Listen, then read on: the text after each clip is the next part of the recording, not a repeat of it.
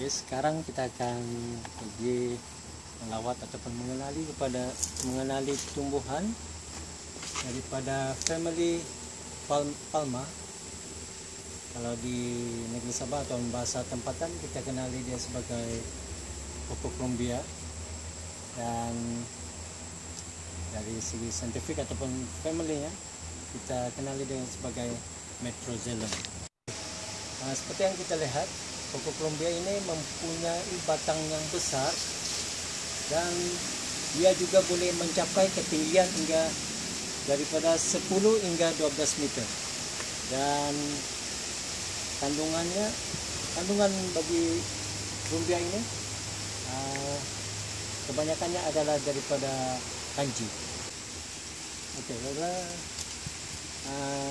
ini adalah sejenis Pocochrombia yang masih baru, dan biasanya daun rumbia dia berbentuk pinet memanjang. Pinet ya. Ini daun rumbia berbentuk pinet, dan Pocochrombia mempunyai banyak pelepah. Biasanya daunnya akan tumbuh secara menegak dan kemudian dia akan melengkung, dan kebiasaannya Pocochrombia ini lebih rapuh dan mudah patah walaupun ditiup oleh angin yang di negeri Sabah nih. Di negeri Sabah terdapat dua jenis spesies rumbia, yaitu satu spesies yang berduri. Nampak ya, di setiap pelepah mempunyai duri, batangnya juga mempunyai duri. Dan ini spesies ini dikenali sebagai Metrozelon rumpi. Metrozelon rumpi. Kemudian kita tengok terdapat satu lagi jenis rumbia yang tidak berduri.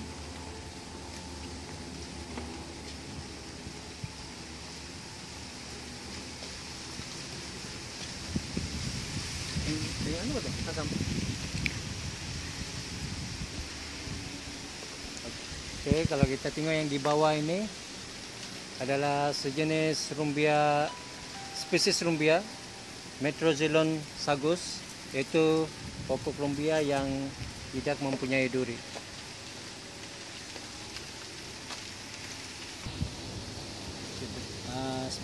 Kebiasaannya Metrozelon sagus dan Metrozelon rumpi tidak banyak perbezaan. Kedua-duanya mempunyai persamaan dari segi size, pertumbuhan, dan juga kandungan kanji yang tinggi di dalam kedua-dua.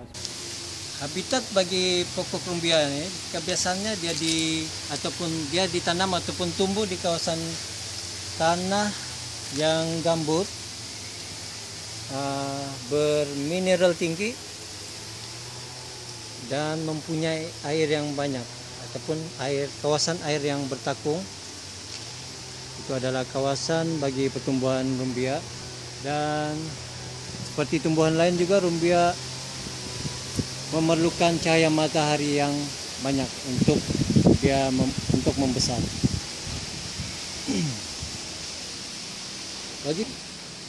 Biasanya akan lebih lambat. Dia akan memakan masa hingga 12 hingga 15 tahun untuk tumbuh dan matang.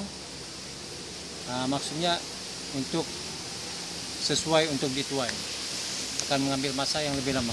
Dan bagi kawasan yang bermineral tinggi, dia cuma akan makan masa daripada 8 hingga 12 tahun saja untuk matang. Pocochrombia ini terdapat beberapa ancaman yang boleh merosakkan ataupun memusnahkan Pocochrombia.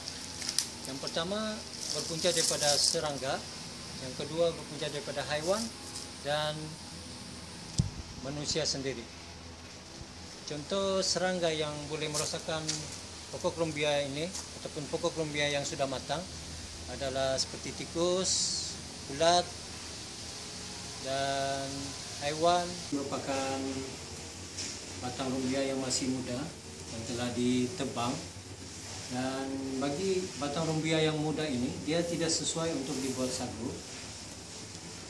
tetapi umbut rumbia ini boleh kita ambil atau gunakan untuk dibuat makanan ataupun sayur atau ulam-ulaman.